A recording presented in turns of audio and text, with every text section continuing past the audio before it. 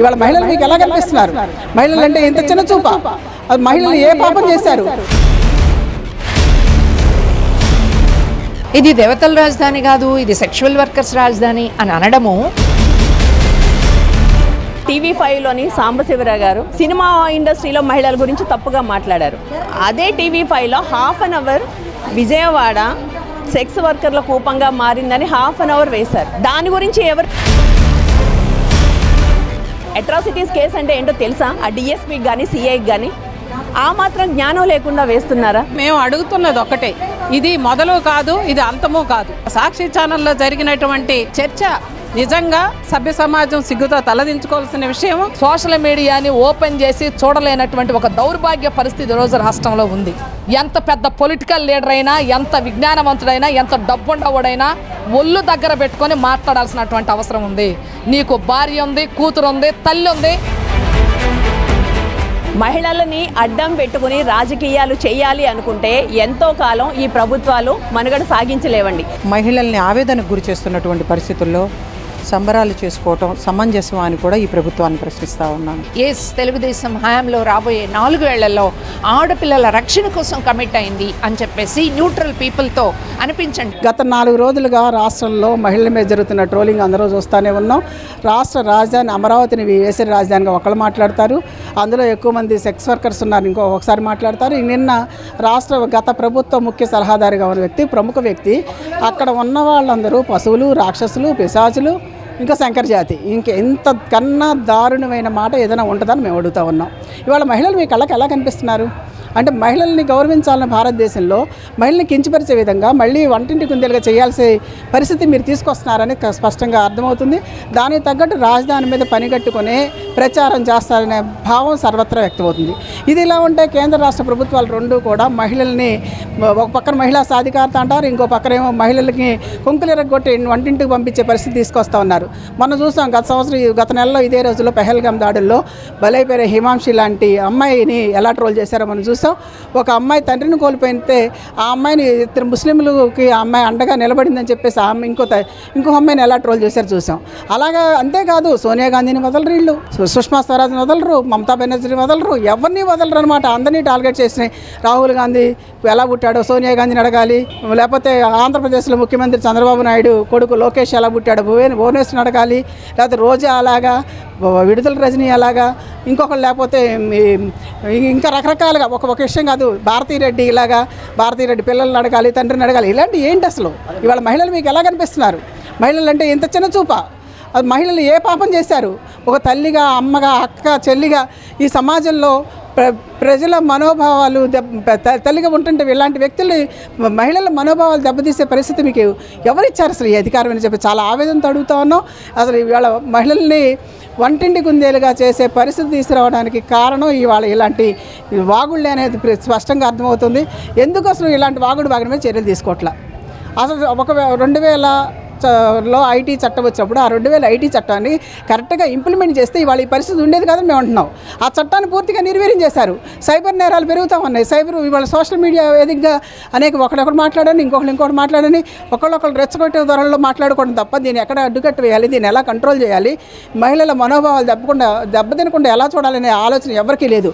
నువ్వు 4 అంటే నేను 10 అంటా, నువ్వు 10 అంటే నేను 15 అంటానే అందరూ ఎవరు మాట్లాడినా కూడా ఇవాళ వాళ్ళ కుటుంబంలో ఆడవాళ్ళు బయటకు అవుతున్నారు. మాకు బాధగా ఉంది అదే. అసలు మహిళలు ఏ పాపం చేశారు? మహిళలు అన్యాయం చేశారు మీకు? ఎందుకు మహిళలను బయటకు లాగుతున్నారు? ఇలా లాగినప్పుడు వాళ్ళ మీద సత్వర చర్యలు ఎందుకు తీసుకోవట్లా? ఎందుకు కృష్ణరాజుని ఇంతవరకు అరెస్ట్ చేయకపోవడానికి కారణం ఏంటి? యాక్చువల్గా ఆ ఆవేదనతోనే ఈరోజు అందరము ఈ ఐక్యవేదిక చర్చాగోష్ఠిని పెట్టాము. ఒక వ్యాఖ్యానం, అది తప్పుడు వ్యాఖ్యానం. నువ్వు రాజధాని గురించి నీ మంచి చెడ్డలు చెప్పచ్చు, నీకు ఇష్టమైందని చెప్పచ్చు, కష్టమైతే దానికి ఉన్న పరిమితులు చెప్పచ్చు. కానీ ఇది దేవతల రాజధాని కాదు, ఇది సెక్షువల్ వర్కర్స్ రాజధాని అని అనడము దురదృష్టవశాత్తు మేము సీనియర్ జర్నలిస్ట్గా ఉన్న కృష్ణంరాజు గారికి వినమ్రంగా విన్నవించుకుంటున్నాం. మీరు చేసిన పొరపాటుని ఇప్పటికైనా గుర్తించండి, ఆంధ్ర రాష్ట్ర మహిళలకి క్షమాపణ చెప్పండి అని చెప్పేసి. నేను ఇది సామాజిక కోణంలో మాట్లాడాను, దీన్ని రాజకీయం చేస్తున్నారు అని చెప్పేసి అంటున్నారు. మీరు సామాజిక కోణంలో మాట్లాడితే దాన్ని ఎక్స్ప్లెయిన్ చేసే పద్ధతి వేరుగా ఉంటుంది. రాజకీయంగా మీరు మాట్లాడినటువంటి సందర్భం ఉంది. మీరు కానీ రాజకీయ పక్షాలు కానీ ఆడవాళ్ళని మీ రక్షణ కోసం ఉపయోగించుకోవద్దు. మా రిక్వెస్ట్ అది. ఈరోజు దేశంలో మన రాష్ట్రంలో కూడా రాజకీయాల కోసం ఆడవాళ్ళని బలి చేస్తున్నారా లేదా? మీ రాజకీయాల కోసం ఆడవాళ్ళ మీద ఇష్టారాజ్యంగా బుల్లింగ్ చేస్తున్నారా లేదా? ట్రోలింగ్ చేస్తున్నారా లేదా? నేను అడుగుతున్నాను అధికార పక్షాన్ని. మీ పక్షానికి చెందినటువంటి ఒక అమ్మాయి మా దేశానికి ఒక రాజ్యాంగం ఉందని, మాకు సెక్యులర్ వాల్యూస్ ఉన్నాయని చెప్పిన పాపానికి అమ్మాయి మీద ఉపా కేసు పెడతామని బెదిరించారు, అమ్మాయిని ట్రోల్ చేశారు. ఈ ట్రోలింగ్స్ మీద మీ చర్యలు ఏంటి అని మేము అడుగుతున్నాం. ఒక్క అమ్మాయి కాదు, మాలాంటి వాళ్ళతో సహా, ముఖ్యమంత్రుల భార్యలతో సహా, మంత్రులతో సహా. మీకు తెలుసు కదా, ఒక మహిళా మంత్రి మోడీ ఆమె లావుగా ఉన్నదని క్షేమింగ్ చేశారు అసెంబ్లీలోనే. ఒక మహిళా మంత్రి ఎవరితో పడుకున్నామని చెప్పేసి అడిగారు. సో ఇలాంటి భాషను మాట్లాడే వాళ్ళని మీరు ఎందుకు టాలరేట్ చేస్తున్నారు? మేము అడుగుతుంది అది. అందువల్ల రాజకీయ పక్షాలని మేము విజ్ఞప్తి చేస్తుంది ఏంటి అంటే, మీరు మీ రాజకీయ పార్టీలో నుంచి ఆడవాళ్ళని షేమ్ చేసే వాళ్ళని మీరు రక్షించొద్దు. అలాంటి వాళ్ళ మీద చర్య తీసుకోండి. అలాంటి వాళ్ళని మీరు పార్టీ నుంచి పక్కకు పెట్టేయండి.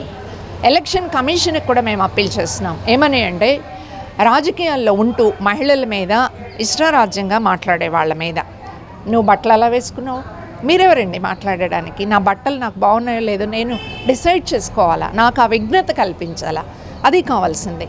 సో నా బట్టల గురించి, నా బొగ్గల గురించి, నా ఒళ్ళు గురించి, నేను ఎవరితోనైనా రాజకీయ ఒప్పందం చేసుకుంటే దాని గురించి మాట్లాడే హక్కులు మీకు లేవు. ఇలాంటి మాట్లాడే వాళ్ళని, అంటే ఏదైతే మన ఆర్టికల్ 14లో ఈక్వాలిటీ అనేది చెప్పారో, మేల్కి ఒకటి ఫిమేల్కి ఒకటి అని కాకుండా ఫిమేల్ మీద మీరు కామెంట్స్ చేస్తే అలాంటి వాళ్ళని బ్యాన్ చేయాలి. మీరు ఎలక్షన్స్లో వాళ్ళకి ఎలాంటి అవకాశమో కల్పించకూడదు. ఇది మా రెండో డిమాండ్. మూడో డిమాండ్ ఏమిటి అంటే, ఈరోజు ముఖ్యమంత్రి గారు సంవత్సరం అయిన సందర్భంగా సంబరాలు నిర్వహించుకుంటారు. మాకేం అభ్యంతరం లేదు, మీ ఘన విజయాలను మీకు చాటి చెప్పండి. కానీ అదే సమయంలో మాలాంటి వాళ్ళ గొంతు కూడా వినండి, ఉన్న బలహీనతలను కూడా గుర్తించండి.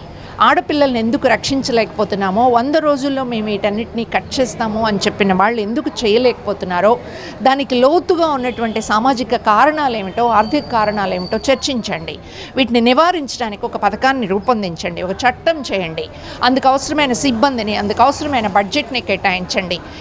తెలుగుదేశం హయాంలో రాబోయే 4 ఏళ్లలో ఆడపిల్లల రక్షణ కోసం కమిట్ అయింది అని చెప్పేసి న్యూట్రల్ పీపుల్తో అనిపించండి. ఎదుటిపక్షం అనలేకపోవచ్చు, కానీ మాలాంటి వాళ్ళతో ఈ గవర్నమెంట్కి శ్రద్ధ ఉంది, ఈ గవర్నమెంట్కి మద్యం మీద శ్రద్ధ లేదు, ఆడపిల్లల రక్షణ మీద శ్రద్ధ ఉంది అని చెప్పండి.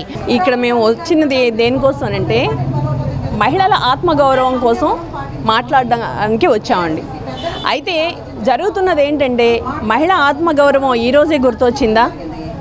TV5లోని సాంబశివరావు గారు మాట్లాడింది గుర్తు రాలేదా? అమరావతిలో సెక్స్ వర్కర్లు ఉన్నారు అన్నది ఒక సర్వే, ఆ సర్వేని ఆయన మాట్లాడారు. అది కొంచెం ఘాటుగా మాట్లాడారు. అది 100% ఎవరు హర్షించరు, దాన్ని అందరూ ఖండించారు, దానికి తగ్గ యాక్షన్ తీసుకున్నారు. మరి అదే TV5లోని సాంబశివరావు గారు ఏంటి మన సినిమా ఇండస్ట్రీలో మహిళల గురించి తప్పుగా మాట్లాడారు. అదే TV5లో 1/2 అవర్ విజయవాడ సెక్స్ వర్కర్ల కూపంగా మారిందని 1/2 అవర్ వేశారు. దాని గురించి ఎవరు యాక్షన్ తీసుకోవడం లేదు. అంటే అది మన విజయవాడ పరువు తీసినట్టు కదా. కానీ ఇప్పుడు మాత్రం అమరావతి అంటప్పుడు వచ్చారు, FIR వేశారు, కొమ్మినేని గారిని అరెస్ట్ చేశారు. What about Krishnaraju? ఆయన ఏం చేశారు అంటే, మీరే డబ్బులు ఇచ్చి, నాకు వచ్చిన అనుమానం ఏంటంటే, అధికార పార్టీని కృష్ణరాజుకి డబ్బులు ఇచ్చి ఛానల్కి వెళ్ళి ఇలా మాట్లాడు, మేము దాన్ని ఉపయోగించుకుంటున్నాం అని చెప్పారా? FIR కట్టిన తర్వాత ఆయన్నే తప్పించేసి కొమ్మినేని గారినే టార్గెట్ చేశారా? కొమ్మినేని గారు నోటంటే ఆ మాట వచ్చిందా? ఖండించలేదని FIR వేశారు. ఓకే, ఆ FIRలోని అట్రాసిటీస్ కేసెస్ ఎక్కడి నుంచి వచ్చినాయండి? అట్రాసిటీస్ ఏ విధంగా అప్లికబుల్ అవుతుంది? అట్రాసిటీస్ కేసు అంటే ఏంటో తెలుసా? ఆ DSPకి కానీ CIకి కానీ ఆ మాత్రం జ్ఞానం లేకుండా వేస్తున్నారా? మహిళలని అడ్డం పెట్టుకుని రాజకీయాలు చేయాలి అనుకుంటే ఎంతో కాలం ఈ ప్రభుత్వాలు మనుగడ సాగించలేవండి. ఖచ్చితంగా ఇప్పుడు ఏ మహిళల్ని సర్వే పేరుతోటి కృష్ణరాజు మాట్లాడించి ఈ విధంగా అడ్డం పెట్టుకొని వచ్చారో, అదే మహిళలు మీకు పాత్ర వేసే రోజు దగ్గరలోనే ఉంది. జగన్మోహన్ రెడ్డి గారు వెధవన్నారు. వెధవంటే నువ్వు కోరంబోకుదనవా? వసుంధర సోషల్ యాక్టివిస్ట్ అండి. ఈరోజు ఈ సమావేశం మేము అనేక మహిళా సంఘాలని, వివిధ తటస్థుల్ని పిలిచి నిర్వహించడం జరిగింది. ఈ ఎందుకు జరిగిందంటే, గత 6వ తేదీ నుంచి సాక్షి ఛానల్లో జరిగినటువంటి దురదృష్టకరమైన విషయాన్ని ఆధారం చేసుకొని రకరకాలుగా, అంటే ఒక రాజకీయ ప్రేరేపితమైనటువంటి చర్యలకి దారితీసింది ఇది. అయితే మేము అడుగుతున్నది ఒకటే, ఇది మొదలు కాదు, ఇది అంతము కాదు. మహిళల్ని, మహిళా వ్యక్తిత్వాన్ని ఈ విధంగా కించపరచటం. కాబట్టి ఇదే నీతి, ఇదే రాజనీతి మొదటి నుంచి. నేను ఇందాకే చెప్పాను, ఎండోమెంట్స్ అసిస్టెంట్ కమిషనర్ శాంతిని ఖండాలుగా అమ్మాయి వ్యక్తిత్వాన్ని, ఆ అమ్మాయికి పుట్టినటువంటి ఒక పసిబిడ్డ యొక్క పుట్టుకని మాట్లాడినటువంటి మహాన్యూస్ వంశీని నా దృష్టిలో అతను ఒక జర్నలిస్టే కాదు, ఆ రోజు కూడా మేము ఇదే విధంగా ఖండించాము. అతన్ని ఒక్క కేసు కానీ ఏమీ లేదు. చివరికి ఆ అమ్మాయి ఆత్మహత్య చేసుకునే పరిస్థితుల్లో ఇది నేను ఒక ఉదాహరణగా చెప్తున్నాను. అంటే మొదట ఏ ప్రతిపక్షం కానీ అధికార పక్షం కానీ మహిళలను అడ్డం పెట్టుకుని రాజకీయాలు చేస్తూ ఉన్నారు. నిన్న జరిగినటువంటి ఇన్సిడెంట్ కనుక మనం చూస్తే మహాన్యూస్ వంశీ మీద ఇంతవరకు ఒక చర్య లేదు. చివరికి ఆ అమ్మాయి గ్యాగ్ ఆర్డర్ తీసుకొని వచ్చి ఆ ప్రసారాలు ఆపుకోవాల్సి వచ్చింది. ఆ అమ్మాయి చనిపోయినప్పుడు మేమే కాపాడాము. అంటే ఇందుకోసం నేను ఒకటే చెప్తున్నా, సాక్షి ఛానల్లో జరిగినటువంటి ఒక చర్చ నిజంగా సభ్య సమాజం సిగ్గుతో తలదించుకోవాల్సిన విషయం. ఒక ప్రాంతాన్ని కానీ ఒక మహిళలను కానీ టార్గెట్ చేస్తూ కృష్ణరాజు మాట్లాడిన మాటలు ఖచ్చితంగా మేము ఖండిస్తున్నాము. మేమే కాదు, సభ్య సమాజం ఎవరు అంగీకరించరు. ఆ సందర్భంగా మోడరేటర్గా ఉన్నటువంటి కొమ్మినేని శ్రీనివాసరావు గారు దాన్ని ఖచ్చితంగా గట్టిగా ఖండించాడు ఆయన, కానీ గట్టిగా ఖండించలేదు. ఆయన చేసిన తప్పు కాబట్టి ఆయన మీద కూడా ప్రొవోక్ చేశాడు కాబట్టి ఆయన మీద కూడా కేసులు పెట్టారు. ఎన్ని కేసులు పెట్టారండి? 8 కేసులు పెట్టారు. అందులో ఎస్సీ ఎస్టీ అట్రాసిటీ. గౌరవ కోర్టు వారు అడిగారు, ఎస్సీ ఎస్టీ అట్రాసిటీ కేసు ఎందుకు పెడతారు, డిఎస్పీకి నోటీసులు ఇవ్వండి అని. అంటే దీని ఉద్దేశం, సరే ఆయన అన్నారు ఒక మహిళ మీద ఒక తప్పు మాట కృష్ణరాజు అన్నాడు, కానీ మిగతా ఛానల్స్ అన్నీ దాన్ని పదే పదే మీరు టెలికాస్ట్ చేస్తూ మీరు ప్రచారం కల్పించారు. ఇప్పుడు మహిళల్ని ఎవరు అవమానించారు ఇది మేము అడుగుతున్నాం. అంటే మహిళలు షీల్డ్గా పెట్టుకొని సాక్షి కార్యాలయాలన్నిటి మీద మీరు కాలుస్తున్నారు, పెట్రోల్ పోస్తున్నారు. అసలు సాక్షి కార్యాలయాలతో ఏం పని మీకు? మీరు ఖండించండి. బాధ్యులు ఎవరైతే బాధ్యులు చేశారో వాళ్ళ మీద కేసులు పెట్టండి. ఈరోజు మనం ఏవైతే వ్యాఖ్యలు అయితే ఉన్నాయో మీడియా స్వేచ్ఛను ఉపయోగించుకొని జర్నలిజాన్ని అడ్డం పెట్టుకుని ఒక వ్యక్తి తన సొంత ప్రయోజనం కోసం ఏదైనా వ్యాఖ్యలు చేసినప్పుడు అది ఆ ప్రాంతం మొత్తాన్ని స్త్రీలకి ఎఫెక్ట్ అవుతుందని తెలిసినప్పుడు, ఇప్పటికే మనకి ఉన్న దురదృష్టం ఏంటంటే కొన్ని ప్రాంతాల మీద కొన్ని రకాల ముద్రలు పడి అక్కడి స్త్రీలను కొన్ని తరాలుగా ఆ ఊరి పేర్లు చెప్పుకోవడానికే ఇబ్బంది పడే పరిస్థితుల్లో స్త్రీలు ఉన్నారు. కానీ ఈరోజు అమరావతి అనేది స్త్రీలు సాధించుకుని కష్టపడి పాదయాత్రలు చేసి సాధించుకున్న రాజధాని. ఇలాంటి రాజధానిలో ఉన్న స్త్రీలు ఫలానా అని చెప్పి ప్రపంచవ్యాప్తంగా మీడియా ముందు ప్రొజెక్ట్ చేయడం వల్ల ఈరోజు మా రాజధాని ఇది అని చెప్పుకుని అమరావతి మా రాజధాని అని మా పిల్లలు రేపటి తరాలు ఈ ముద్రను పోగొట్టుకోవడానికి ఇంకా కొన్ని తరాల వరకు కూడా కష్టపడాల్సి వస్తుంది. కాబట్టి మీడియాని దుర్వినియోగం చేసుకోకూడదని, అలాగే ఈ కేసులో శిక్షలు పడే ఆ జడ్జిమెంట్లు అనేవి రేపు మీడియాని దుర్వినియోగం చేసేవారికి ఒక కేస్ స్టడీగా ఉండాలి అని కోరుకుంటున్నామండి. సుభాషిణి పోలిశెట్టి అండి, హైకోర్టు అడ్వకేట్ని, వాసవ్య మహిళా మండలి నుంచి. కే ధనలక్ష్మి, శ్రామిక మహిళ, రాష్ట్ర కన్వీనర్. ఈరోజు రాష్ట్రంలో రాజకీయ ప్రయోజనాల నేపథ్యంలో మహిళలకు సంబంధించి అసభ్యకరమైనటువంటి వ్యాఖ్యానాలు జరుగుతూ ఉన్నాయి. దాని మీద సోషల్ మీడియాలో పెద్ద ఎత్తున ట్రోల్ జరుగుతూ ఉంది. సోషల్ మీడియా మీద ప్రభుత్వాల కంట్రోల్ ఉండాలి. తమ రాజకీయ ప్రయోజనాల కోసం ఈరోజు సోషల్ మీడియాని ఉపయోగించుకోవటం అనేది జరుగుతూ ఉంది. ఈరోజు సమాజంలో మహిళల సమస్యలంటే అవి కేవలం మహిళలకు సంబంధించిన సమస్యలు కావు, ఈ మొత్తం సమాజానికి సంబంధించిన సమస్యలు. ఈరోజు రాజధాని మహిళలకు సంబంధించి అసభ్యకరంగా మాట్లాడినా, లేదా సోషల్ మీడియాలో ట్రోల్ అయినా, లేదా ఒక అత్యాచారం జరిగినా, లేకపోతే ఇంకొకటి ఏదైనా మాట్లాడినా, ఇవన్నీ కూడా కేవలం మహిళల సమస్యలు కాదు. మహిళలకు సంబంధించిన ఒక సమస్య వచ్చినప్పుడు మహిళా సమస్యల మీద మహిళా సంఘాలు స్పందిస్తూ ఉన్నాయి, చర్చాగోష్ఠులు జరుపుతున్నారు, రౌండ్ టేబుల్స్ పెడుతున్నారు, రిప్రజెంటేషన్ చేస్తున్నారు, ఆందోళన చేస్తున్నారు. కానీ ఒకటి గుర్తుంచుకోవాల్సినటువంటి అంశం ఏంటంటే మహిళలకు సంబంధించినటువంటి ఏ సమస్య అయినా అది మహిళలది కాదు, అది సమాజానికి సంబంధించింది. ఎందుకనంటే ఒక మహిళ ఒకరికి ఒక తండ్రికి బిడ్డగా ఉంది, ఒక కొడుకుకు తల్లిగా ఉంది, ఒక వ్యక్తికి భార్యగా కూడా ఉంది ఆమె. అందుకని ఆమె సమస్య కేవలం మహిళగా చూడాల్సినటువంటి అవసరం లేదు, చూడకూడదు కూడా. కానీ ఈరోజు సోషల్ మీడియాలో ప్రధానంగా జరుగుతున్నటువంటి ట్రోలు అసభ్యకరమైన పద్ధతిలో అత్యంత నీచంగా మహిళలు సోషల్ మీడియాని ఓపెన్ చేసి చూడలేనటువంటి ఒక దౌర్భాగ్య పరిస్థితి ఈరోజు రాష్ట్రంలో ఉంది. దీనికి కారణం ప్రధానంగా పాలక వ్యవస్థని మేము చెప్పదలుచుకున్నాం. ఎవరైనా ఉండనివ్వండి, గతంలో వైఎస్ఆర్సీపీ ఉన్నప్పుడు జరిగిన ఇవి, ఇప్పుడు తెలుగుదేశం పార్టీ అధికారంలో ఉన్నప్పుడు కూడా జరుగుతూ ఉన్నాయి. ఎవరైతే ప్రతిపక్షంలో ఉంటున్నారో ఆ ప్రతిపక్షంలో ఉన్నటువంటి వాళ్ళు స్పందిస్తున్నారు తప్ప అధికార పక్షంలో ఉన్న వాళ్ళు స్పందించట్లా. అధికార పక్షంలో ఉన్నటువంటి వాళ్ళు సమర్థించుకుంటున్నారు. ఇదే దౌర్భాగ్యం. నేను ఒక మహిళ గురించి వ్యాఖ్యానం చేసినప్పుడు నిజాలు అసత్యాలా లేకపోతే ఇతరత్రాయా తర్వాత చర్చ, కానీ ఒక మహిళ గురించి ఒక బాలిక గురించి ఒక ఓపెన్గా ఒక చర్చ అసభ్యకరమైనట్టు జరిగినప్పుడు దాన్ని ఒక మహిళగా ఫస్ట్ నేను ఖండించాలి. ఆ తర్వాతే మిగిలినటువంటి ప్రయోజనాలైనా మంచి అయినా చెడైనా చూడాలి. కానీ ఈరోజు రాష్ట్రంలో అది జరగడం లేదు. ఈరోజు రాజధాని మహిళల మీద ఒక అసభ్యకరమైనటువంటి వ్యాఖ్యానాలు చేశారు. అసలు ఈ వేశ్య అనే పదం ఎక్కడి నుంచి వచ్చింది? ఒక మహిళ వేశ్యగా మారటానికి ఎవరు కారణం? ఇలాంటి పాలకులే కారణం.